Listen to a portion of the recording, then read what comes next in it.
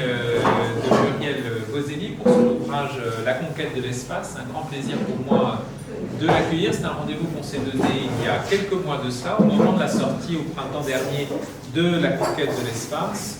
Et évidemment, je suis très heureux qu'on puisse le faire dans ce premier jour de vacances, à quelques jours des fêtes, ici à Saint-Sauveur, pour parler d'un livre où il sera question d'enfance, de mémoire, de relations mère-fille, même de petite-fille, de maison, de littérature, de Colette, de son village natal et de tous ces pays que nous avons les uns les autres quittés.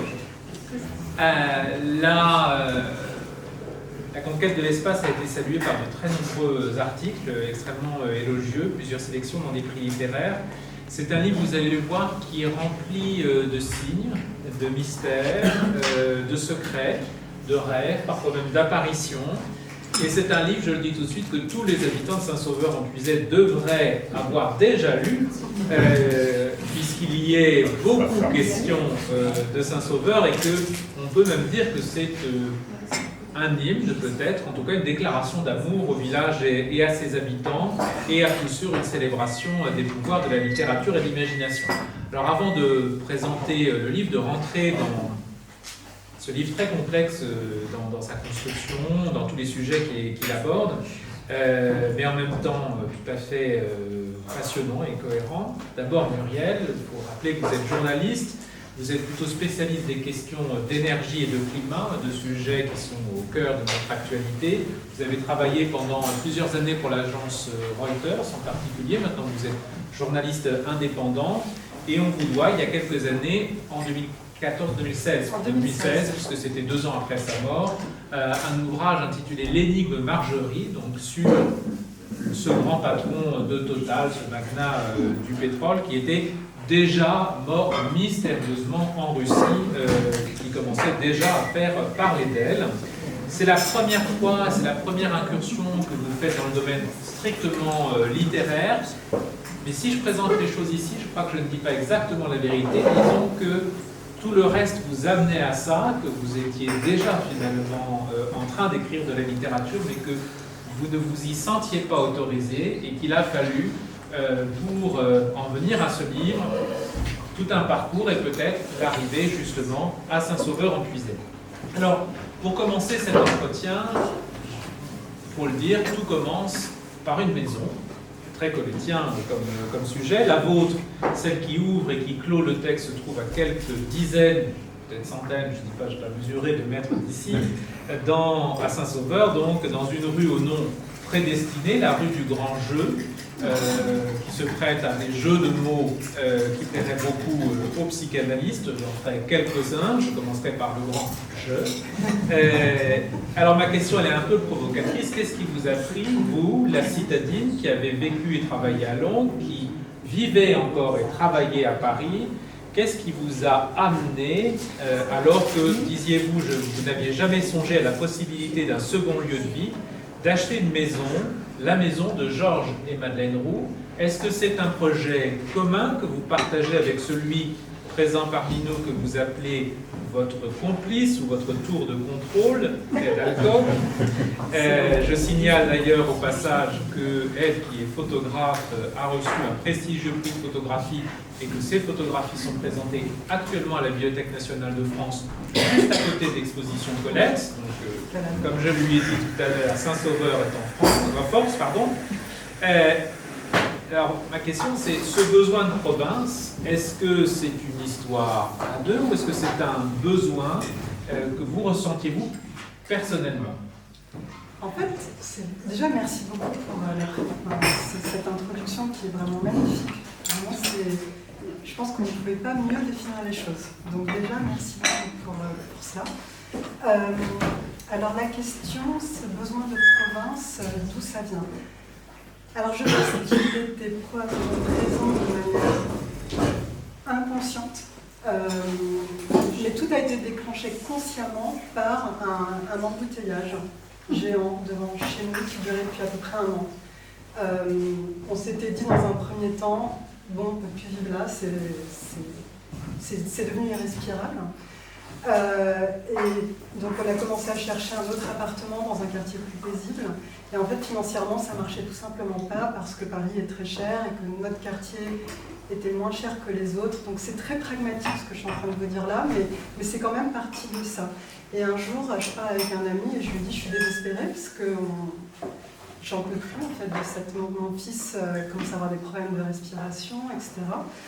Et il me dit, mais pourquoi tu t'achèterais pas une petite maison avec parce que je lui parlais des frais de notaire, 50 000 € de frais de notaire à Paris, c'est le prix d'une maison. Et en fait, il m'a dit, mais pourquoi avec cet argent-là, tu t'achètes pas tout simplement une petite maison à la campagne? Et ma première réaction, ça a été de dire, mais non, pas du tout, moi je suis une parisienne, et j'aime pas vivre entre deux lieux. J'avais quelque chose de très... J'étais très opposée à l'idée de vivre entre deux lieux. Peut-être parce que mes grands-parents vivaient entre deux lieux et mes deux lieux très éloignés.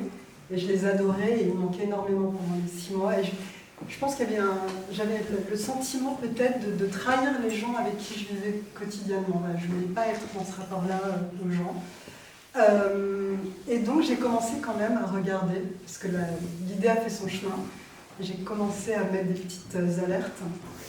Et le hasard m'a amené, enfin il n'y a pas de hasard, mais voilà, parce que le livre nous montre qu'il n'y a pas de hasard, justement, mais le destin m'a montré une photo d'une maison extraordinaire, cette petite maison de la rue du Grand Jeu.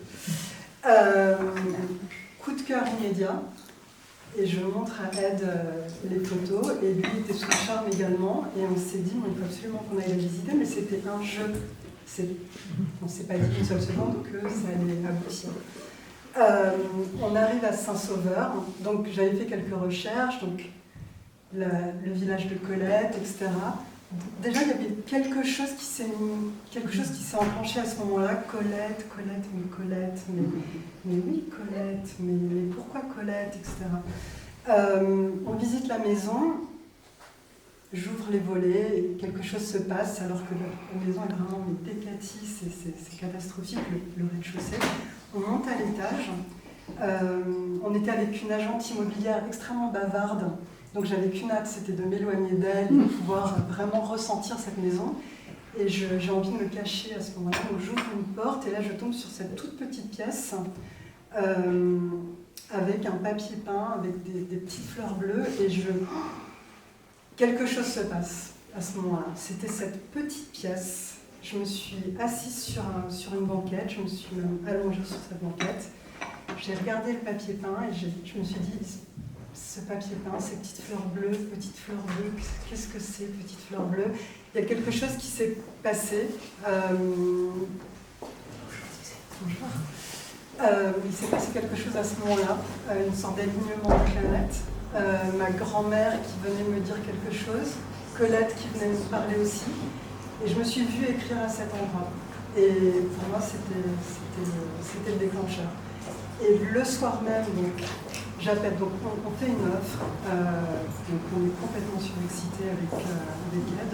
Ah, je vais trop loin. Non, mais je voudrais vous arrêter parce que je vois ce que vous voulez dire, je veux vous y amener, mais... Au départ, on comprend qu'il y a un coup de cœur, comme on en a les uns les autres parfois pour une maison. Il y a des maisons ou des lieux où on se sent bien et où on se projette. Et donc, on se dit, vous vous dites avec elle, c'est la bonne en tout cas. Et pourtant, il y a des obstacles. Il y a la banque, obstacle, ça qu'on a tous connu les uns les autres.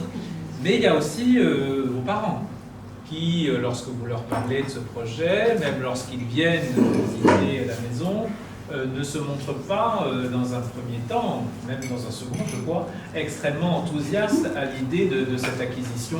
La maison est en mauvais état, il y a trop de choses à faire, qu'est-ce que vous allez faire là, etc. Et finalement, qu'est-ce qui vous donne l'énergie de surmonter cet obstacle ou ces oppositions et de forcer le destin quand même?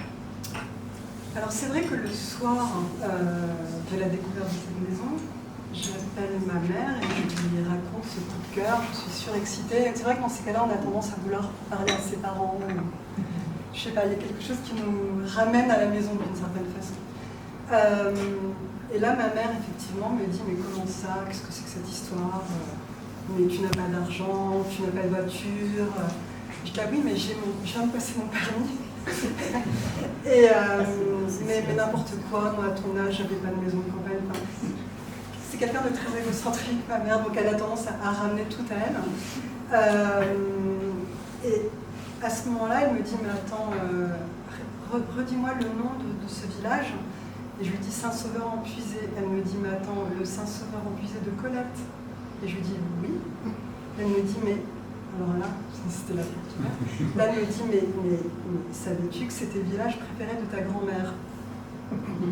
Et là, voilà, c'était ça, c'est ce qui m'a autorisée d'une certaine façon, parce que ma grand-mère, je m'en suis rappelée plus tard, je le raconte dans le livre, je retrouve les lettres que ma grand-mère m'a envoyées entre l'âge de 6 ans et jusqu'à 5 ans, en 2012. J'ai retrouvé les lettres qu'elle m'a écrites dans mon enfance. Donc, ma grand-mère était anglaise et elle vivait entre New York et le sud de la France. Donc elle passait 6 mois de l'année à New York, elle détestait, elle haïssait cette ville. Et c'était une fanatique de la France, elle adorait la littérature française, elle était fanatique, vraiment, elle adorait Colette. Mais je ne m'en souvenais pas, et c'est en relisant les lettres, en fait elle me parle, dès la première lettre que j'ouvre, me parle de Colette. Donc j'ai 6 ou 7 ans, et elle me demande si j'ai bien lu le livre de Colette qu'elle m'a envoyé. 6 ou 7 ans. Alors je me dis, mais c'est bizarre parce que il ne me semble pas que Colette ait écrit des livres pour enfants. Donc je me dis peut-être qu'elle m'a envoyé un des Claudines. C'est pas vraiment pour une petite fille de 6 ou 7 ans. Mais j'ai tout de suite du coup vu ce lien qui est en train de s'établir entre donc Colette, inspiratrice de ma grand-mère, ma grand-mère, mon inspiratrice, Colette, le village, enfin, tout était aligné, il y avait une sorte de signe, le destin qui est en train de me dire, bah, c'est ici que tu dois venir écrire, et peut-être renouer avec tes désirs, ce que tu repoussais. Parce que c'est vrai que ce que vous disiez tout à l'heure, j'ai effectivement travaillé en tant que journaliste, pendant longtemps, mais j'ai toujours eu, depuis enfant, en fait, ce désir d'écrire. J'ai écrit des histoires quand j'étais enfant, adolescente, je m'étais aussi remise, mais j'avais gardé tout ça bien secrètement. Et vers l'âge de, je pense, 25 ans, j'ai écrit une nouvelle. C'était la première chose un peu aboutie que j'avais écrite. Et j'ai fait vraiment la bêtise de montrer cette nouvelle à mes parents. Parce que j'avais besoin de leur assentiment, j'avais besoin de ce feu vert de leur part, que je n'ai pas eu, puisque en fait, le retour était extrêmement négatif. Mais j'ai quand même fait une chose, c'est que j'ai envoyé la nouvelle à ma grand-mère, qui, elle, m'encourageait toujours à écrire, dans ces fameuses lettres que j'ai retrouvées. Elle me répète, tu dois écrire, tu t'exprimes très bien, blablabla. Et j'ai jamais vraiment voulu la croire. Et il y a une partie de moi qui se disait, oui, mais elle est anglaise, peut-être qu'elle ne comprend pas vraiment le français. Et voilà, je trouvais des excuses pour ne pas la croire. Mais en tout cas, je lui ai envoyé cette nouvelle et elle m'a répondu une lettre vraiment déchirante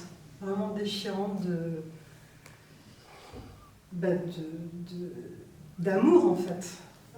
Pour moi, et elle m'a vraiment poussée à continuer. Mais à ce moment-là, donc à 25 ans, je pense qu'on est encore en pleine construction. Et à ce moment-là, j'ai plutôt décidé de croire mes parents, malheureusement, et c'était probablement le mauvais choix. Bon, finalement, cette maison ouvre des portes, c'est-à-dire que quelques signes vous sont faits. On a parlé de votre grand-mère, dont on va reparler longuement ensuite. Finalement, les choses semblent s'aligner et en dehors de la maison, donc vous faites finalement l'acquisition, vous faites la découverte d'un village et d'une campagne. L'un et l'autre sont longuement évoqués dans l'ouvrage, mais de façon assez contrastée l'une l'autre.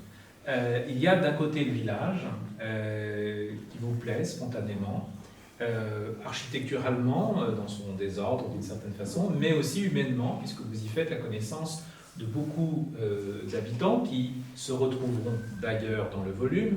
Je cite leurs prénoms, celles et ceux qui les connaissent les reconnaîtront, Patrick et Christine, Pierre, appelons-le Pierrot pour aider l'identification, Emmanuel et Willy, Jane, Monique, Cécile, il y en a d'autres.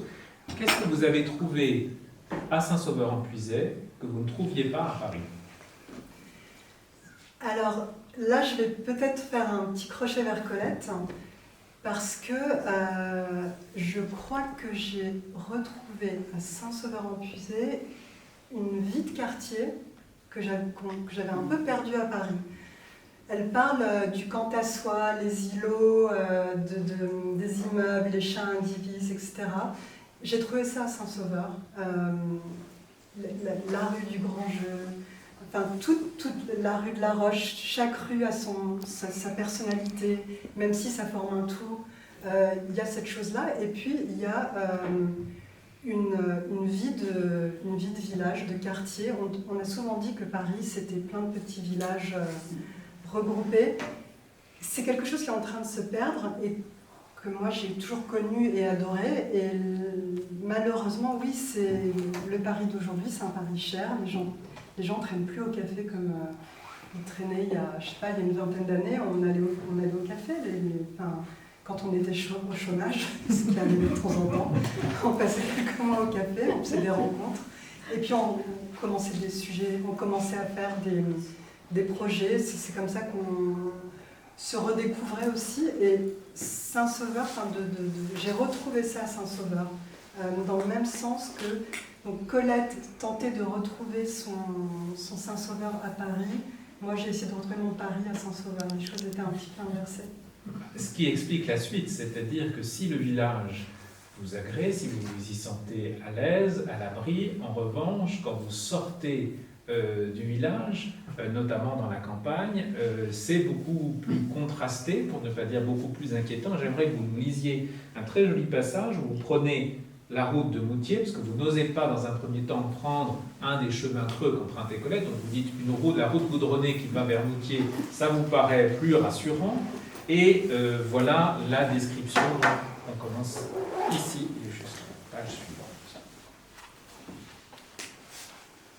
Pour la première fois de ma vie, je peux m'arrêter aussi longtemps que bon me semble devant la majesté d'un arbre, l'incongruité d'une pierre, la joliesse d'un bourgeon tout juste éclos. J'envie les hommes qui ne s'empêchent rien. J'ai du mal à me résoudre à l'idée que, durant les 47 dernières années, je me suis soustraite à ce souffle de liberté, à ce sentiment d'appartenance avec la nature. À deux, nous nous calons sur le rythme de l'autre. Nous parlons, nous rions. Nous partageons nos silences cadencés par nos pas. Trop ancrés dans la parole et les idées, nous sommes comme hermétiques à notre environnement. Je me sens bête. Tous ces obstacles que nous, les femmes, érigeons dans nos vies. Trop souvent, ce ne sont pas nos désirs qui nous guident, mais nos peurs, imbriquées en nous dès la petite enfance. Cela commence par le loup qui va nous manger, notre belle-mère jalouse qui va nous tuer, l'ogre qui va nous croquer, notre père qui va nous épouser. Et nous, petites princesses impuissantes, comment pourrions-nous résister?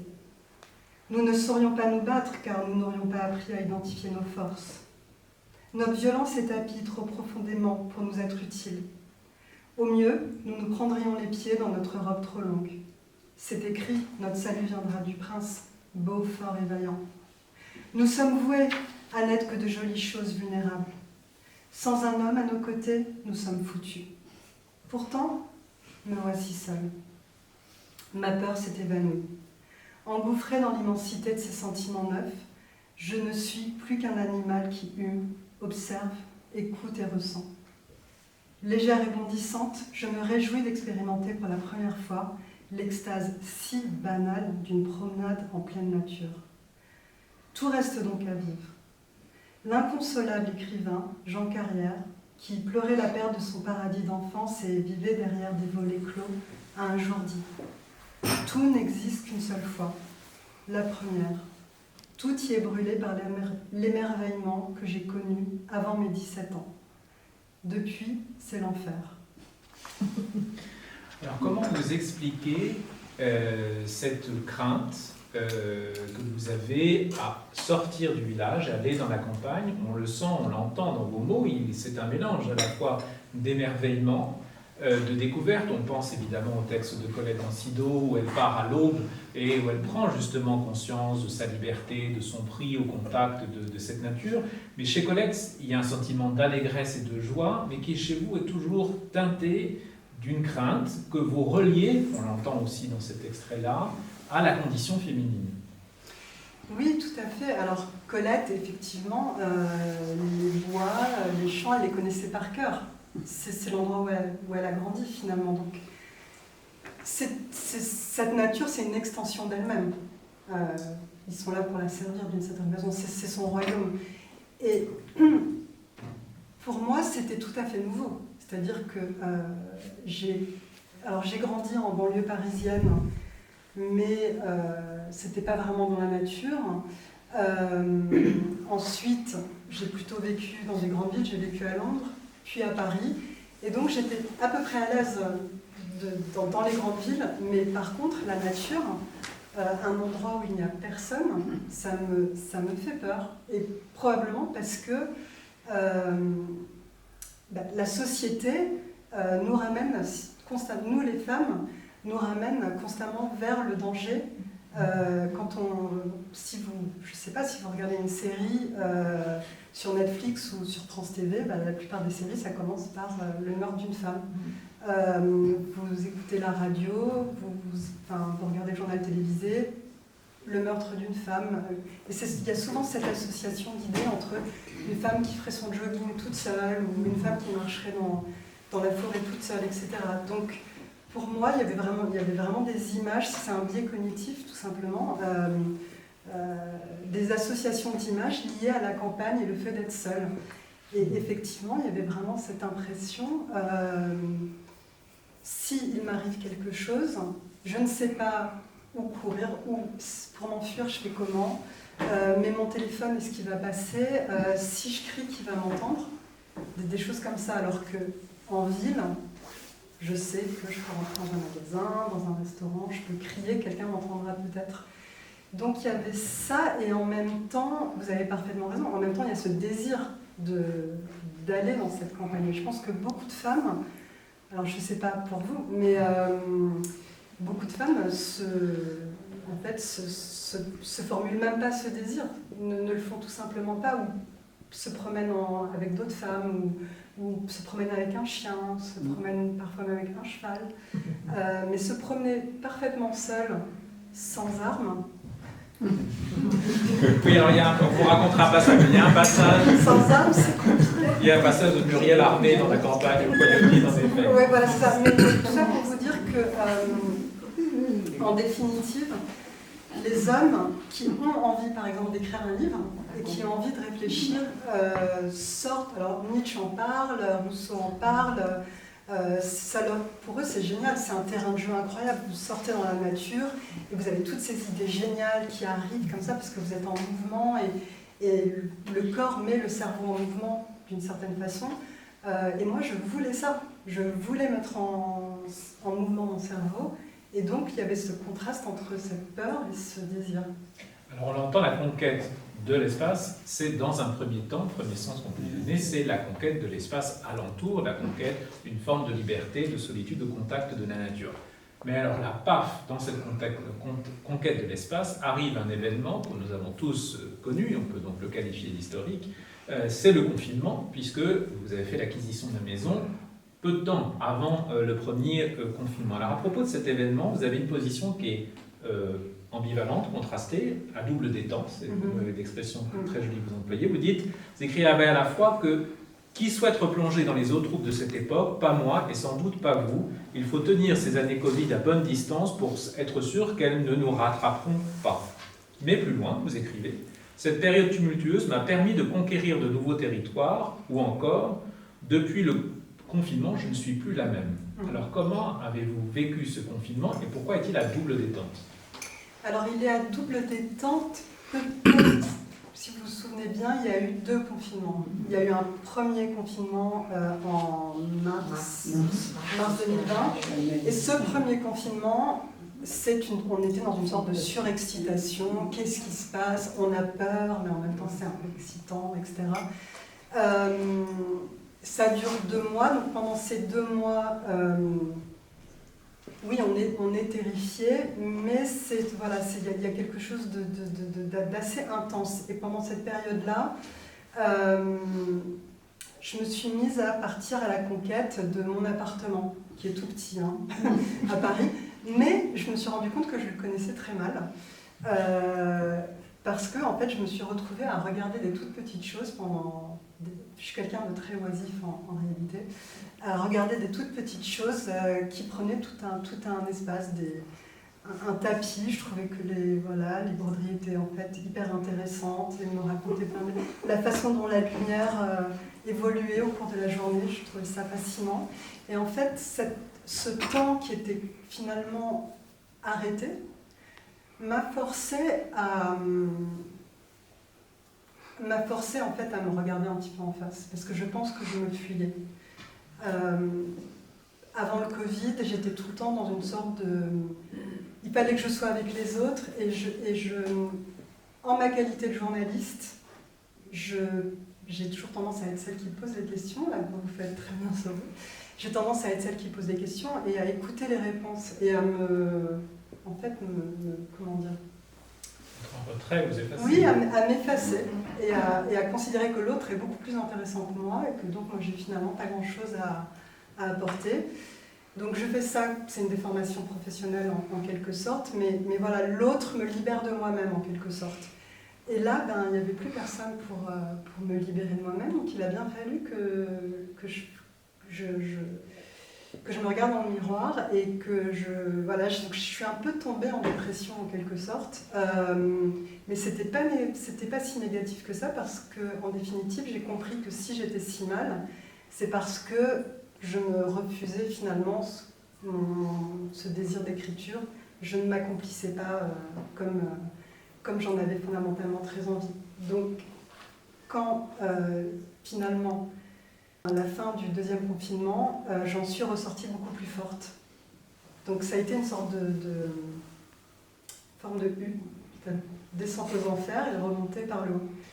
Alors celle qui va accompagner cette transformation, c'est la maison, qui est un personnage à part entière, mais bien sûr c'est la grand-mère, c'est-à-dire c'est Betty. Alors j'ai dit que c'était un roman qui est habité par les signes.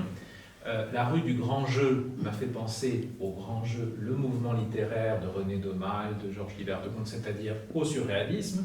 Le surréalisme, c'est la glorification du hasard comme une règle esthétique, mais aussi une règle de vie. Or, le hasard, vous le dites vous-même dans le texte, le hasard n'existe pas et tout devient signe. Et il faut dire que dans le récit, on peut dire que Betty vous fait des signes nombreux pour vous inviter à changer. Alors j'aimerais qu'on parle un petit peu de cette grand-mère, cette femme dont vous écrivez, elle était atypique, diffusant une lumière inhabituelle qui semblait abriter tant de secrets. Est-ce que vous pourriez nous parler de ce personnage? Et je dis à dessein personnage parce qu'il y a chez elle quelque chose de très fictionnel, à commencer par son prénom puisqu'elle ne s'appelle pas Betty.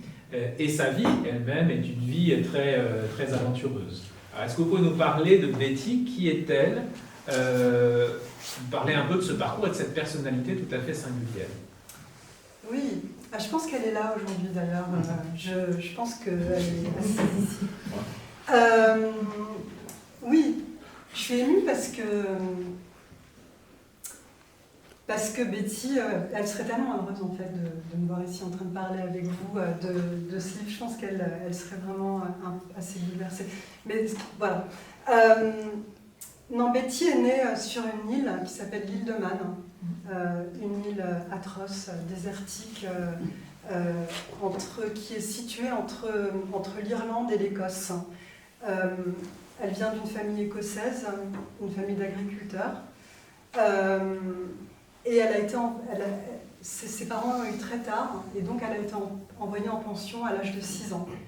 Et ça, c'est une blessure immense pour elle. Vous parlez d'une enfance piétinée, vous avez des expressions très fortes. Oui, elle en a énormément souffert, et c'est quelque chose, quand moi j'étais enfant, vous savez, quand on est enfant, quand on parle à nos grands-parents, on a envie de connaître leur enfance et on a envie de savoir comment leur vie était, etc. Donc elle m'a beaucoup raconté ces atroces journées dans son pensionnat. les vêtements n'étaient pas assez chauds pour les hivers très rigoureux de l'île de Man. Donc elle avait froid, les professeurs étaient extrêmement stricts, ils se faisaient battre, et elle n'avait pas l'amour de ses parents n'étaient même pas là à Noël, donc elle revenait même pas dans sa famille à Noël. Elle était vraiment toute seule, c'était vraiment un enfant complètement abandonné. Et donc il y avait cette béance affective chez Betty.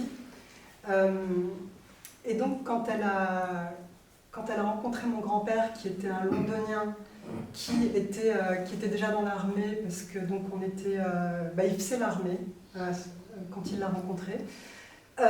Et donc elle a quitté l'île parce que grâce à lui, elle l'a épousé et elle est allée vivre dans sa famille à lui à Londres. C'était pas un mariage d'amour, c'était plutôt un mariage de libération. Et donc Betty, elle a passé beaucoup d'années à chercher de l'amour et en fait, elle a eu énormément de liaisons avec beaucoup d'hommes. Elle avait faim d'amour, c'était quelqu'un de très très menu, de très très long, de très maigre. C'était quelqu'un qui n'engrangeait pas. Voilà, il y avait cette béance et donc elle n'était jamais rassasiée. Et c'est aussi quelqu'un qui, à l'âge de 45 ans, ça me fait penser un peu à la naissance du jour de Colette. Il y a, à un moment donné, elle a décidé, bon, ça suffit, les histoires d'amour, maintenant, c'est la littérature qui va me nourrir. L'amour, c'est derrière moi. Et elle a entamé une nouvelle vie, tout aussi intense, peut-être plus même, avec les livres et avec les auteurs, avec cette espèce de fringale. Elle lisait un livre par jour, fallait la voir, elle était toute la journée, elle lisait, c'était vraiment, moi je la regardais avec des grands yeux, mais qu'est-ce qu'elle fait, pourquoi elle... Et voilà, ça c'est Betty, je ne sais pas si... Si, ce qu'on vous avait déjà dit et qu'on entend bien, qu'on comprend bien dans le livre, c'est une femme extrêmement libre, ça m'a compris, et qui finalement, pour lutter contre des frustrations, ce manque d'amour, pour lutter contre les non-dits, les secrets, elle a deux compensations, les hommes et les livres. Les livres occupent une place très importante. Vous parlez de la patience silencieuse de votre grand-mère pour les livres, et d'ailleurs symboliquement à sa mort, elle vous lègue un carnet où elle a inscrit ses listes de lecture, ce qui d'ailleurs vous désarçonne un petit peu parce que vous pensiez qu'elle vous aurait peut-être légué des confidences, un journal intime, mais non, elle vous fait part de ses listes de lecture. Alors, je vous en livre quelques noms: Sylvia Plath, Thomas Mann, Jean-Paul Sartre, Joseph Conrad, François Sagan, Vercors, Simon, John Didion, Mavis Galland, Henry James, Nabokov, Kafka, Balzac, Colette, Julien Green, James Joyce, Virginia Woolf, Dostoïevski, Tourguenieff, Pushkin, Edith Wharton, Chekhov, George Orwell, Catherine Mansfield.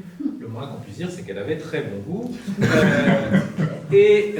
Évidemment, cet amour des livres, elle vous le transmet, et on ne sera pas étonné de voir que le livre, votre livre lui-même, il est tissé de citations d'auteurs assez divers. Là encore, pour faire pendant à la liste de votre grand-mère, j'ai fait ma propre liste de Muriel. Roland Barthes, Tanguy Vienne, Mona Chollet, Marguerite Duras, Virginia Woolf, Édouard Louis, Geneviève Brisac, Lola Lafont, Camille Laurence, mais aussi des sociologues, des historiens, des psychologues. Quelle place la littérature, la lecture occupe dans votre vie?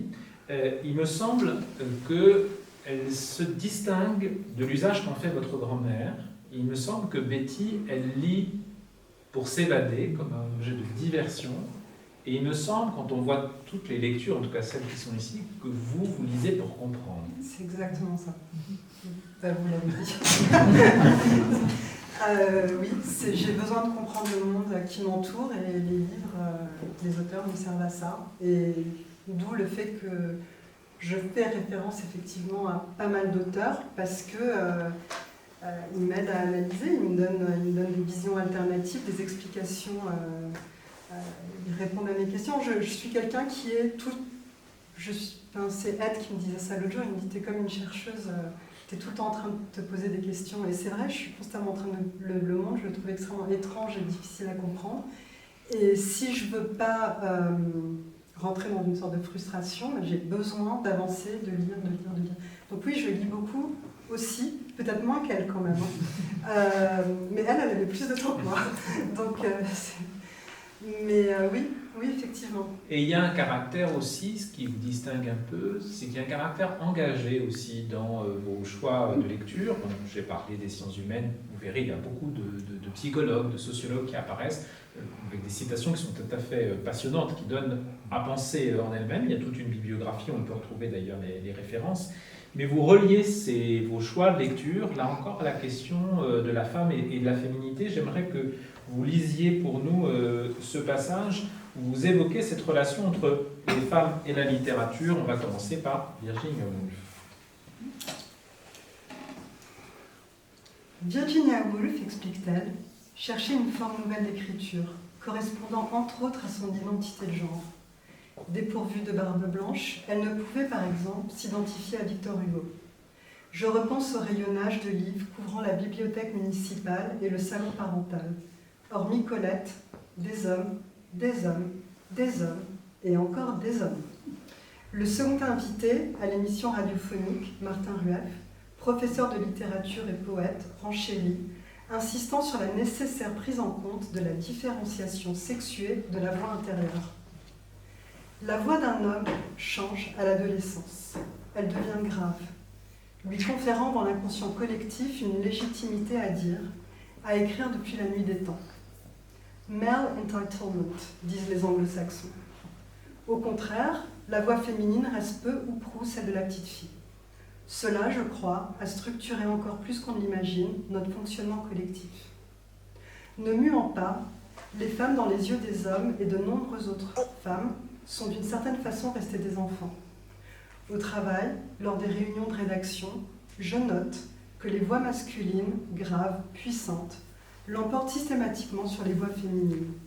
Elles les écrasent, les broient, si bien que les femmes, si elles veulent être entendues, sont contraintes de lever la voix au point de s'entendre dire « Non mais ça va, pas la peine de t'énerver ». Alors comment, dans ce contexte, apprendre à faire confiance à son monologue intérieur ? D'autant plus si la voix émanant de notre surmoi, cette instance psychique regroupant nos interdits, déborde de critiques et de jugements. Comment ne pas se noyer dans le bouillon opaque de l'insécurité féminine, breuvage millénaire qui sape notre énergie créative ? Du coup, on ne sera pas étonné de voir que Betty et vous vous retrouvez néanmoins autour de quelques figures qui font à peu près consensus, quelques femmes fortes. Colette, on en a parlé, Sarah Bernard, Joséphine Baker. Il y a un petit point de discorde entre vous, c'est Simone de Beauvoir. Alors, on peut peut-être parler des points d'accord et des points de désaccord. Qu'est-ce que vous aimez chez ces trois femmes, Sarah Bernard, Joséphine Baker et Colette, qui incarnent une féminité et un féminisme singulier, qui n'est pas un féminisme politique, qui n'est pas un féminisme idéologique, qui est un féminisme de la liberté individuelle en quelque sorte? Oui, alors je pense que pour ces femmes-là, on n'est pas dans l'acte de féminisme, on est dans une forme plutôt d'identité. On est plutôt dans presque le post-féminisme en quelque sorte. Elles sont dans l'action, alors Simone de Beauvoir, effectivement, le deuxième sexe, elle a tout théorisé, mais elle est aussi dans l'action. Elle n'est pas simplement... Alors c'est là où justement avec ma grand-mère on avait un petit désaccord, c'est que pour moi Simone de Beauvoir c'était vraiment une héroïne, mais ma grand-mère considérait qu'elle était quand même un petit peu quand même à la botte de Jean-Paul Sartre, parce que Jean-Paul Sartre demandait des choses à Simone de Beauvoir, notamment voulait des jeunes filles, des jeunes femmes. Et Simone de Beauvoir, en quelque sorte, lui apportait des élèves avec qui il pouvait avoir des aventures. Et l'idée, c'était d'avoir... Ouais, c'était assez moderne, hein, des troubles. Maintenant, on en parle, on parle de des troubles. Mais sauf qu'on sent bien que Simone de Beauvoir n'était pas forcément une adepte de ces troubles. Et d'ailleurs, dans certains de ses livres, elle en parle, elle en parle et elle tue les rivales. Hein, voilà, donc il y a un livre en particulier auquel je pense,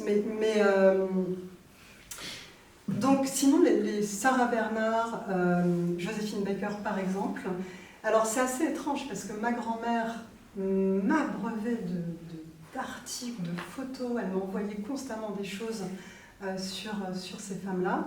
Mais pour moi, ça ne résonnait absolument pas parce que j'allais jamais les voir au théâtre. C'est pas des personnes, c'est pas des créatrices qu'on peut revisiter, puisque c'est pas comme Colette qui nous laisse son œuvre qu'on peut revisiter, réinterpréter encore et encore. Je ne vais jamais voir Sarah Bernhardt au théâtre. Je ne verrai jamais non plus Joséphine Baker. Mais quand même, il y a quelque chose de ces femmes. Je pense que j'ai quand même hérité peut-être le fait d'avoir lu ces articles quand même quand j'étais adolescente, etc. J'ai peut-être quand même gardé quelque chose de cette liberté, de ces... Oui, quand on pense à quelqu'un comme Sarah Bernhardt, c'était incroyable. Elle a mené une vie absolument incroyable. Et je pense que ma grand-mère voulait ça pour moi. Elle rêvait de ça. Elle me disait, mais tu pourrais être ce que tu veux. Enfin, pas parce que je veux, en fait, elle voulait que je sois quelqu'un de créatif, une écrivaine si possible, avec un béret, et elle voulait que j'aille dans les cafés avec les hommes pour parler littérature. Mais ce que je ne fais pas. Alors dans ce panthéon, il y a une personne qui occupe une place singulière, c'est Colette. D'abord, c'est celle qui est citée le plus dans l'ouvrage. Avant de parler de ces citations, est-ce que Colette, c'est quelqu'un que vous lisiez couramment avant de venir à Saint-Sauveur, ou est-ce que c'est finalement l'arrivée à Saint-Sauveur, l'installation dans cette maison, les signes envoyés par Betty qui vous ont décidé à revenir vers cette œuvre dont vous n'aviez qu'une idée assez vague? Tout à fait. En fait, oui. Non, Colette, c'est vrai qu'il y avait toujours des livres de Colette à la maison, mais je crois que peut-être le fameux livre que ma grand-mère m'a envoyé quand j'avais 6 ans, peut-être, parce que je ne m'en souviens pas, mais peut-être que ça m'a refroidi.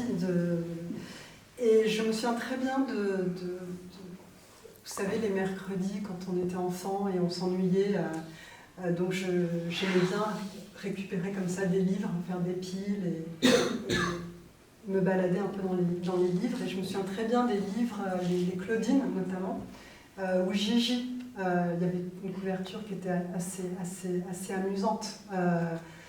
Et donc je pensais que c'était des livres pour enfants, mais ça ne l'était pas. Et donc je les ai remis à leur place. Et donc c'est vrai que quand je suis arrivée à Saint-Sauveur, la première chose que j'ai faite, c'est d'aller dans le magasin de Patrick et d'acheter des Claudines. Et ça a été l'occasion de vraiment découvrir en réalité, parce que je ne l'avais pas vraiment découverte. Donc j'ai vraiment découvert Colette en arrivant à Saint-Sauveur et j'ai adoré, je me suis vraiment passionnée pour elle, et je trouve qu'elle... En fait, je reconnais certaines choses, on a une façon de traverser les choses et de s'interroger. Voilà, notre place de femme, qui on est par rapport aux choses, de se sentir vivre. Peut-être, voilà, il y a quelque chose un peu similaire avec Colette. Alors justement, dans votre texte, dans la quête de l'espace, il y a beaucoup de citations de Colette qui viennent d'œuvres très différentes. Il y a vraiment, on balaye l'œuvre. Ces citations, elles sont souvent utilisées en termes d'illustration, soit pour aller à côté d'un propos, soit pour contredire un propos dans une sorte d'échange. Mais il me semble que c'est un peu plus profond que ça, c'est-à-dire que vous cherchez dans les textes de Colette des réponses, là encore, à vos questions, et c'est-à-dire une façon aussi d'interroger votre propre réel dans 2 domaines, me semble-t-il. D'une part, la féminité, et d'autre part, le passé. Alors, je vais commencer par la féminité. Tout l'ouvrage est traversé par une interrogation qu'on pourrait qualifier de féminisme, en tout cas qui concerne la féminité, celle de Betty, celle de votre mère, on peut en reparler, la vôtre. Et vous trouvez chez Colette de quoi nourrir votre réflexion sur 2 domaines qui peuvent paraître assez étranges, mais qui sont en même temps passionnants. Le maquillage d'une part, et les cheveux d'autre part. Alors, qu'est-ce que vous avez trouvé chez Colette qui vous a donné à penser et que vous avez amalgamé à votre propre réflexion sur vos propres cheveux et sur le maquillage, parce que Betty était très maquillée, par exemple. Exactement. Elle a écrit un texte qui s'appelle Maquillage, qui est passionnant, vraiment passionnant, parce que Colette, vous le savez mieux que moi, mais elle a ouvert un magasin d'un institut de beauté à rue Miromeni, je crois, à la soixantaine. Elle avait presque 60, et elle avait un manque d'argent. Et il lui fallait subvenir à ses besoins. Et déjà ça, le fait que Colette avait besoin de subvenir à ses besoins, ça me paraît très très important. C'est la chose qui... Parce que je repense à Une chambre à soi de Virginia Woolf, puisqu'on m'a beaucoup parlé de ce livre en référence à mon livre. Mais dans Une chambre à soi, oui, il y a une chambre à soi, mais il y a aussi une rente à soi. Ce que moi je n'ai pas, par exemple, et Colette non plus. Elle n'avait pas de rente à elle, donc elle avait quand même besoin de travailler. Et donc, déjà, il y a cette chose. Et ensuite, sur le maquillage, c'est cette idée que le maquillage, finalement, permettait à des femmes à cette époque-là de continuer à vivre leur féminité. Alors que moi, depuis mon année 2020, quand j'ai écrit mon bouquin, on était en 22-23, pour moi, ça me paraissait excessif, cette idée du maquillage. Au contraire, il y a quelque chose d'assez anti-féministe dans l'idée de se maquiller. C'est plaire aux hommes, se maquiller à outrance, se cacher, se modifier, ne pas être qui on est. Et finalement, ce qui est intéressant avec le texte de Colette, parce que ma grand-mère se maquillait beaucoup, et je me disais quand même, c'est dommage, elle était tellement belle, pourquoi est-ce qu'elle avait besoin de se maquiller, pourquoi elle ne pouvait pas être elle-même. Mais en réalité, Colette m'a ouvert les yeux sur le fait que peut-être que ma grand-mère avait besoin de continuer à être femme au-delà de 50 ans, puisque moi finalement je l'ai connue, elle avait 60 ans et plus. Mais elle avait besoin de continuer à être femme et elle ne voulait pas s'effacer, elle ne voulait pas rentrer dans la catégorie des femmes qu'on ne voit plus parce qu'elles sont plus... Donc finalement c'était une forme de résistance. Et Colette appelle, alors après c'est du marketing aussi de la part de Colette, venez vous maquiller chez moi, etc. Parce qu'elle fait du business quand même, elle est maligne. Mais j'ai bien aimé la façon dont elle m'a fait changer d'avis sur... Et les cheveux. Et les cheveux, alors oui, c'est Colette qui effectivement avait de très très très très très longs cheveux. Et donc ces cheveux qui sont... Elle dit que c'est à la fois... Pour sa mère, non, pour elle c'est un trophée et un fardeau. Elle emploie ce terme, c'est un trophée et un fardeau. Moi, j'ai grandi avec une mère et une grand-mère qui se tiraient les cheveux, mais c'était des femmes avec des chevelures très épaisses et très bouclées. Mais ça, c'était pas possible parce que c'était trop sauvage, etc. Donc il fallait vraiment les tirer, passer beaucoup de temps à les lisser. Lisser ses cheveux, les tirer, voilà. Donc d'un côté, je me suis rendu compte que en fait, je faisais ça aussi et que j'étais dans une forme d'esclavagisme lié à mes cheveux, que je dépensais 200 € par mois en frais de coiffure, ce qui ne m'allait pas du tout parce que je ne suis pas quelqu'un de riche. Et je me suis dit, mais c'est quoi ce truc en fait de nous les femmes, on se sent obligé d'aller dépenser tout cet argent, etc.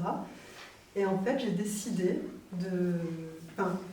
je n'aimais pas mes cheveux parce que j'étais convaincue qu'ils étaient moches, parce qu'ils n'étaient pas lisses, etc., etc. Et finalement, j'ai décidé un jour finalement j'aime mes cheveux, voilà, ça m'a pris, j'ai eu une sorte de révélation, en fait, je les aime comme ils sont. Et Colette se libère aussi de sa chevelure en coupant sa tignasse, coupant ses tresses. Alors je ne sais plus quel âge elle avait. C'était en 1902. Donc, en 1902. Voilà, ben, c'était libérateur comme acte. Elle se sépare de sa mère. C'était quand même c'est sa maman qui la levait à 7h du matin dans le froid glacial de Saint-Sauveur pour lui tirer les cheveux. Donc, oui, donc c'est une double libération. Mais là aussi, Colette m'inspire. L'autre point, à côté de la féminité, ce que vous trouvez chez Colette, c'est cette façon qu'a Colette de revisiter la mémoire, le souvenir, les chemins de la mémoire. Alors là encore, dans votre ouvrage, il y a beaucoup de réflexions extrêmement justes sur la mémoire et sur le processus du souvenir. Je prends une citation au hasard. Avec le temps, les souvenirs se déforment, nous les chérissons parce qu'ils nous constituent. Ils sont la fabrique de notre narratif personnel à la façon des grands événements historiques, véridiques ou fictifs, offrant à la nation une version romancée de sa propre histoire. Avec soin, nous trions, choisissons, écrémons parmi les millions de moments vécus, de paroles entendues, de senteurs, de visages croisés, aimés ou détestés. Sans le savoir, nous coupons et montons le film de notre vie pour donner un sens à ce que nous sommes devenus. Ici, évidemment, on retrouve chez Colette la volonté qu'elle a eue de recomposer ses souvenirs et de réinventer les personnages de sa vie. Ça a commencé évidemment par Sido. Et moi, je me suis demandé, si je réfléchis à Betty, Betty pour vous, c'est Colette, c'est Sido, et si je vais jusqu'au bout de ma réflexion, est-ce que c'est pas Muriel? Ah, c'est intéressant.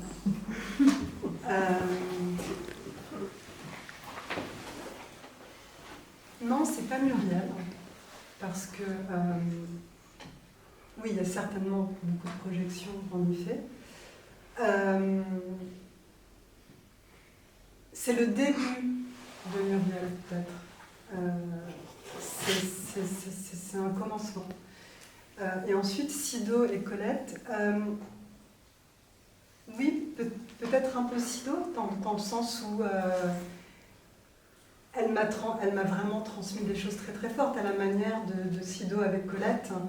Elle m'a appris à humer la littérature. C'était pas la nature, mais c'était la littérature.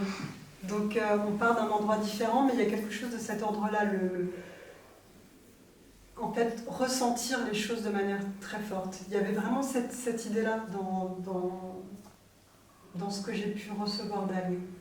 Alors, on n'aura pas le temps de parler de tout, mais il y a des choses très intéressantes, évidemment, de transposition de Colette, à mon avis, qui sont de l'ordre de l'inconscient, mais les lecteurs de Colette savent que le roman est construit à partir des lettres de Sido. Or, votre livre est en grande partie construit à partir des lettres de Betty, mais là, je ne peux pas rentrer dans tous les détails.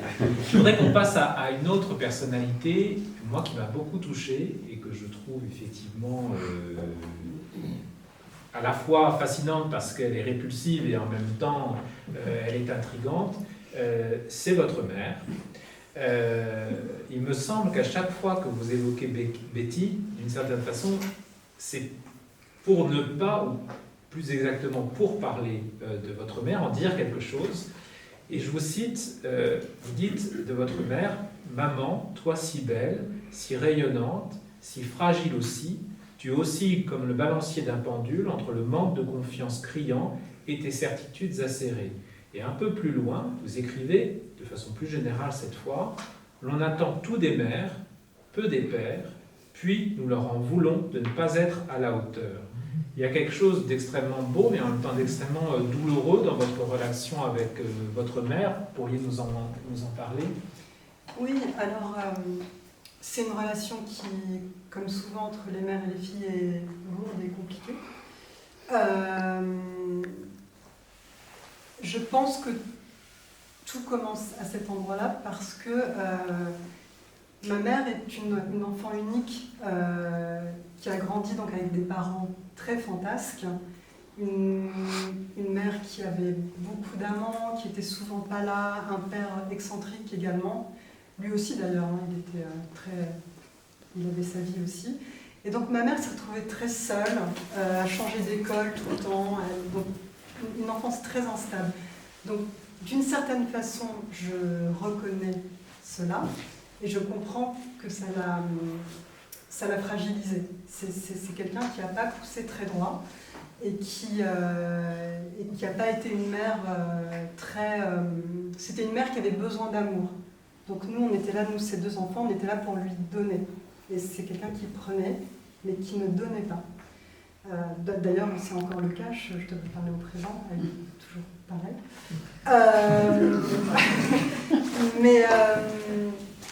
Mais en écrivant ce livre, j'ai compris des choses.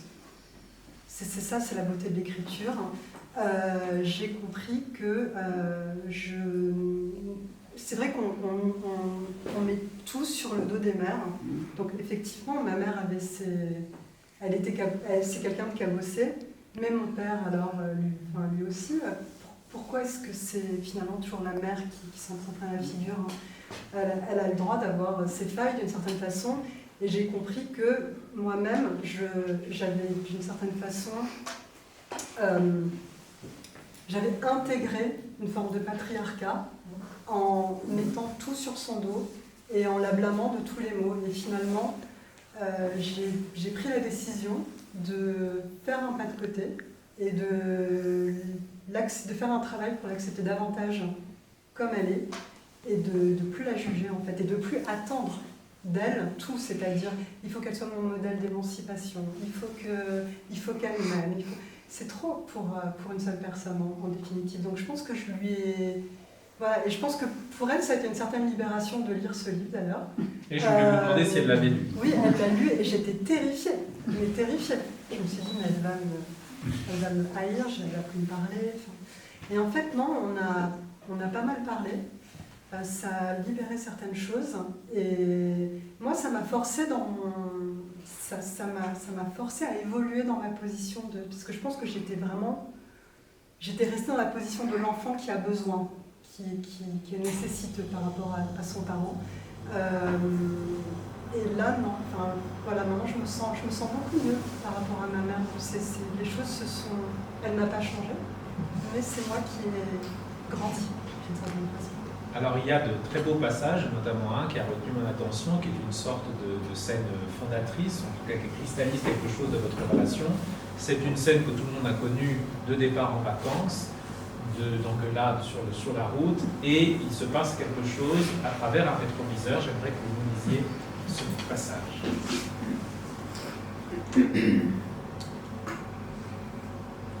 Muriel se met à fixer le miroir du pare-soleil abaissé face à sa mère, jusqu'à ce que celle-ci la remarque. Son jeu préféré. Elle compte les secondes. La femme finit par lever son regard vers le miroir. Quand elle aperçoit les petits yeux verts de sa fillette, son visage fermé reprend vie. Elle n'est pas fâchée. L'enfant rougit, baisse les paupières, avant de les relever aussitôt, de peur de perdre l'attention de sa mère. Muriel chuchote. « T'es la plus belle, maman. » Le sourire de la femme s'agrandit, faisant presque disparaître le reste de son visage. La petite s'approche du siège avant. Elle faufile sa main à droite de l'appui-tête pour caresser les cheveux. La femme saisit ses doigts pour les embrasser. Elles restent comme ça, toutes les deux, main dans la main, jusqu'à ce que des picotements se fassent sentir dans leurs bras. On ne peut pas rester ainsi pour toujours. Alors, à contre-cœur, elles finissent par se détacher. C'est un très beau passage. Je vous laisserai plonger dans ces relations extrêmement complexes, mais on voit qu'à côté de la douleur, il y a aussi tous ces moments extrêmement touchants. Alors, j'essaie d'amener les gens avec nous. On était dans la maison du grand jeu, vous êtes partis à la conquête de l'espace, vous êtes partis à la conquête d'une mémoire, peut-être à la conquête d'une identité, celle de Betty, celle de votre mère, la vôtre aussi. Et au terme de ce parcours, on se dit qu'il y a quelque chose de très initiatique dans ce texte. Et vous en arrivez vous-même à la conclusion, page 195. Il n'a jamais été aussi clair pour moi qu'en choisissant la maison de Madeleine Roux, l'ancienne propriétaire, je choisissais la maison de mon enfance. Cette maison de votre enfance, c'est une maison du pays niçois.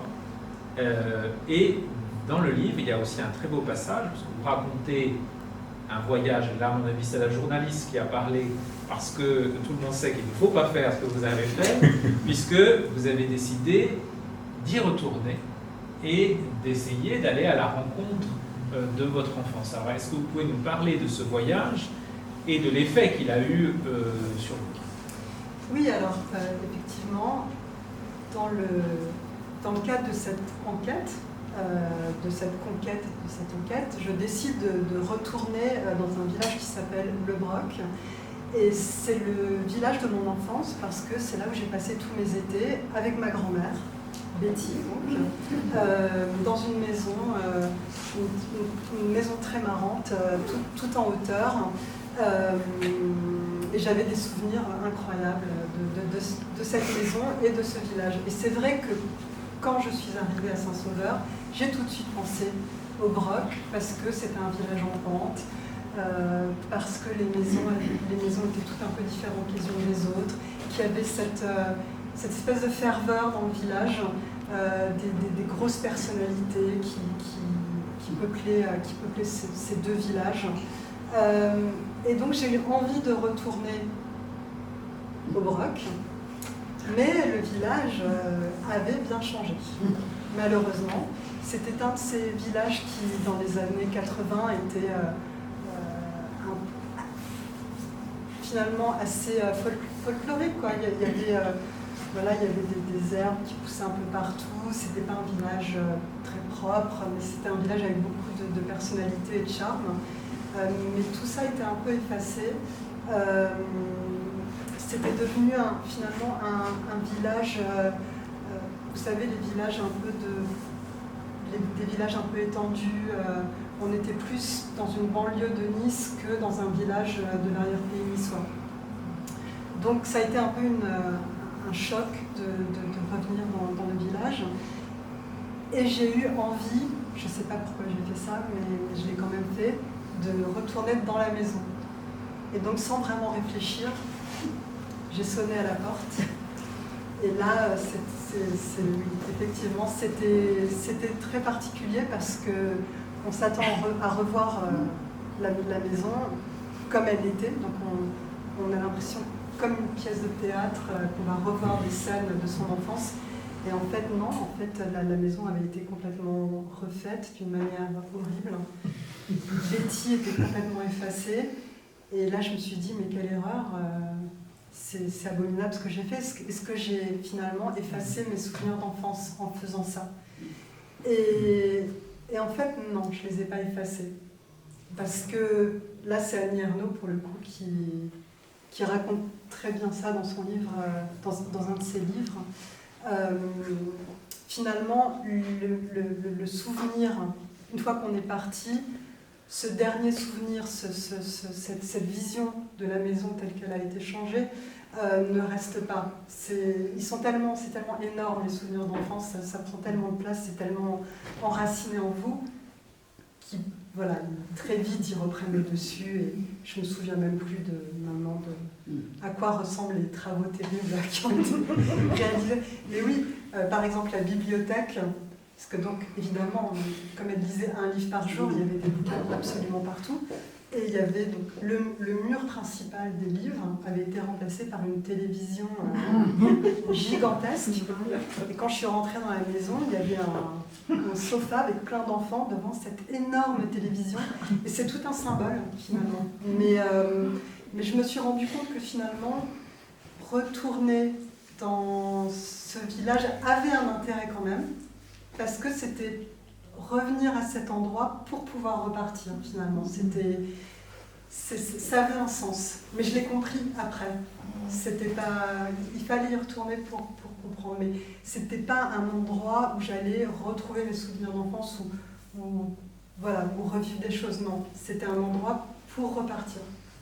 Dans cette conquête malheureuse de l'espace, dans cette expérience-là, vous comprenez finalement quelque chose qui est au cœur du livre, c'est que ce que la réalité ne peut pas donner, en revanche, l'imagination, la fiction et la littérature peuvent le donner. Ça, vous l'écrivez très bien, c'est que cette maison de Saint-Sauveur-en-Puisaye, c'est pas simplement quelque chose qui vous ramène à une conquête de la liberté personnelle, qui vous permet de retrouver une mémoire enfouie, de repenser aussi votre distance avec votre mère en particulier, ou avec votre parent, mais c'est de laisser la place à un espace de création que vous aviez maintenu caché. En retour, la maison a ouvert en moi un nouvel espace de liberté qui me donne la force d'avancer dans mes désirs. La conquête de l'espace, c'est donc pour vous celui d'un espace de création, c'est celui d'une distance saine avec vos angoisses, c'est une maison, c'est un village, c'est un territoire qui, dites-vous, vous permet de surmonter mes empêchements et me donner l'élan d'écrire ce livre. Est-ce qu'au fond, l'espace que vous avez cherché à conquérir, ce n'est pas celui de la page blanche? Alors, il existe dans le livre. Il y a ce moment, effectivement, de la page blanche. Alors, ce moment en particulier, je pense que quand on se met trop de pression, effectivement, on peut faire face à cette terrible chose qu'est la page blanche. Et donc, il faut, ce que me dit Monique, très très justement, elle me dit tu n'es pas ici pour écrire, tu es ici pour vivre.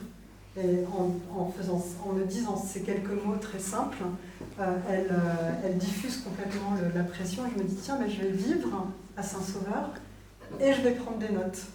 Et finalement, c'était ça, prendre des notes, c'est écrire. Donc j'ai renoué, j'ai réussi à surmonter cette page blanche. Mais avant Saint-Sauveur, avant l'achat de cette maison, c'était pas une page blanche, c'était plutôt un trop-plein d'idées qu'il y avait en moi, de désir, de livres. Je ressentais la présence de livres en moi. Et nulle part, il n'y avait pas d'exutoire, puisque je ne les autorisais pas à sortir. Donc là, on n'est pas dans la page blanche, on est plutôt dans la rétention de création, de créativité. Et... En tout cas, le résultat des conquêtes, des espaces, c'est ce livre.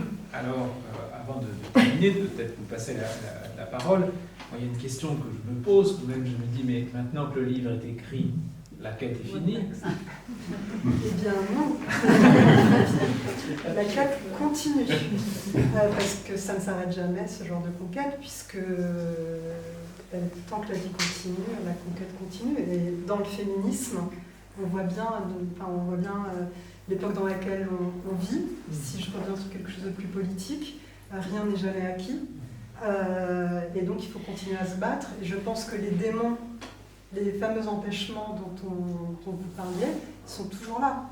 Donc il faut, c'est pas comme si les choses étaient dépassées de manière définitive. Il faut vraiment, il faut pas lâcher. Et donc je me suis remise à écrire. Si c'était ça C'était ça ma question. Donc on attend avec impatience le prochain ouvrage. On vous donne rendez-vous donc pour la sortie du prochain ouvrage et pour la suite de cette conquête. En attendant, je vous le redis ici, la conquête de l'espace est une magnifique déclaration d'amour à Saint-Sauveur-en-Puisaye, au village, à ses habitants, à Colette, et à toutes celles et tous ceux qui sont en quête de liberté. Donc merci beaucoup, chère Muriel. Merci.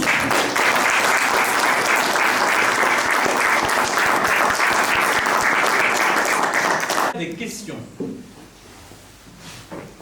moment délicat. Non? Ben, si, oui. Oui, non, juste. Alors, est-ce que maintenant vous marchez seul, beaucoup plus ici, quand vous venez ici? Non. J'ai toujours une appréhension. Je peux le faire. Mais ça reste je peux le difficile. faire. Mais j'ai quand même besoin d'un petit spray. Voilà. Acheté dans une armurerie parisienne quand même. Voilà, acheté dans une armurerie. Non, ça reste compliqué, mais je me force à le faire, effectivement. Mais je sais pas si certains d'entre vous, est-ce que vous marchez très librement, complètement seul, sans chien, sans rien? Non, alors j'ai marché toute seule, mais maintenant je marche avec mon chien. Mais c'est vrai que c'est un peu aussi une conquête de liberté, parce que quelque part, quand même, pendant des années, j'ai été enfermée dans le rôle de mère, d'épouse, on était toujours ensemble, voilà. Et puis en fait, là maintenant, je reviens beaucoup dans cette maison d'enfance, essentiellement seule, parce que le reste de la famille est un peu contraint. Et donc, depuis que je viens régulièrement seule, je découvre la liberté de marcher des heures Et pendant un moment, c'était sans mon chien, j'avais pas de chien, mais après, voilà. Mais j'ai jamais eu peur parce que, un peu au contraire de vous, même si j'étais citadine, j'ai eu très jeune une maison de grands-parents ici. Et j'avais un grand-père qui était aussi partagé, lui, alors entre les livres, il y en avait absolument partout, c'est lui qui m'a ouvert à la littérature toute petite, et la nature, parce qu'on avait un regard toujours sur la nature. Donc du coup, je n'avais pas d'appréhension par rapport à la nature. Mais par contre, où je vous rejoins maintenant, c'est que avec l'évolution de la société, j'avoue que j'aurais pas mon chien, je marcherais peut-être moins toute seule maintenant dans certains endroits un peu isolés. Je pense qu'il y a aussi, parce que comme vous dites, on a encore beaucoup de combats à mener en tant que femme, parce que c'est compliqué. Vous verrez d'ailleurs qu'à la fin du livre, il y a un retournement dont je ne parle pas et qui donne raison à cette crainte en tout cas. D'autres questions, interrogations? Non, c'est tout à fait vrai ce que vous dites. Moi, je suis épuisée provinciale, citadine, mais toujours j'ai eu les deux. Donc je vis à Saint-Sauveur aussi, tout en restant à Paris. Je n'arrive pas à me déterminer à être dans l'un ou dans l'autre complètement. Peut-être les deux, c'est bien de garder les deux. On a deux maisons en fait. On perd un peu la raison, mais j'arrive pas à... C'est intéressant votre recherche. Non, j'arrive pas. Je me suis dit que finalement, j'avais trouvé ma place entre deux lieux. Voilà. Et donc je me promenais très souvent, ça fait 30 ans maintenant que je suis épuisée, seule au départ, avec mon chien après qui est mort. Et j'avoue, ça m'a fait penser que depuis maintenant, dans les bois, je n'ai pas la route, je n'aime pas le goudron, et bien après sa mort, j'avais des difficultés à y aller. Je ne sais pas pourquoi, je regardais à droite, je regardais à gauche, alors que ce sentiment, c'était un chien de chasse, donc elle n'était jamais à côté de moi, elle chassait les sangliers et tout. Et depuis que je me suis retrouvée toute seule, j'avais une appréhension. Alors, oui, et on ne se le formule pas forcément. Alors que j'ai jamais rencontré personne sur le chemin. Oui, non, mais c'est même pas lié à quelque chose. Enfin, je veux dire, ça n'a pas été matérialisé. Je reconnais que, alors peut-être est-ce l'âge, je ne sais pas. Mais bon, c'est complètement irrationnel parce que je ne pense pas qu'il y ait quoi que ce soit, même si ça évolue la société. J'aurais plus peur à la limite en ville qu'à la campagne, mais quand même l'appréhension est là. Vous n'êtes pas la seule. Ça me rassure. Et finalement, vous n'avez pas eu envie de choisir, vous non plus? Ben non, parce que finalement, je pense que... alors, effectivement, au démarrage, l'idée de vivre entre deux lieux ne me plaisait pas du tout. Mais en fait, j'adore ça. Pour ça, ça me fait tomber. J'adore ça parce que l'un nourrit l'autre. Et maintenant, je comprends très bien pourquoi mes grands-parents faisaient ça. Enfin, quand on vit à la fois à Paris et à Saint-Sauveur, l'un nourrit l'autre. Et on pense à Saint-Sauveur quand on est à Paris, quand on est à Paris, enfin, vice-versa. C'est très riche d'avoir ces deux vies-là, je trouve. Et la tour de contrôle, elle dit quoi? Alors, que dit la tour de contrôle? La tour de contrôle, il ne parle jamais. Si, tu chantes des chansons. Néanmoins, je me suis posé la question, parce que je sais qu'elle travaille sur un projet photographique, mais qui est lié également à l'enfance. Et ce projet, finalement, il existait depuis longtemps, mais il a pris forme, il s'est concrétisé après Saint-Sauveur ou pendant Saint-Sauveur? Non. Enfin, Buried Treasure, le dernier. En fait, mon travail existe, mon travail à moi, parce que je suis photographe depuis 25 ans maintenant, mais mon travail que je considère mon travail à moi, c'est une quinzaine d'années que ça existe. Et que ça tourne un peu comme Muriel, autour peut-être de mes souvenirs d'enfance, de mes souvenirs de ma famille, et peut-être aussi de mes souvenirs de mon pays d'origine. Mon accent me trahit, et l'Angleterre. Donc oui, c'est très construit, sur le souvenir, mais je n'ai pas eu besoin de Saint-Sauveur pour que ça existe. L'idée me plaisait. Mais il y a beaucoup de boulot, donc si je l'avais fait dans les 5 ans qu'on est là, j'aurais pas fait grand-chose d'autre. Bon. D'autres questions? Ben écoutez, je vous laisse voir avec Caroline. Je pense qu'il faudrait conseiller au maire de Saint-Sauveur d'en acheter pour tous les habitants de Saint-Sauveur. La tribu serait très contente. Muriel aussi. Et ben, je crois qu'on peut de nouveau applaudir très chaleureusement.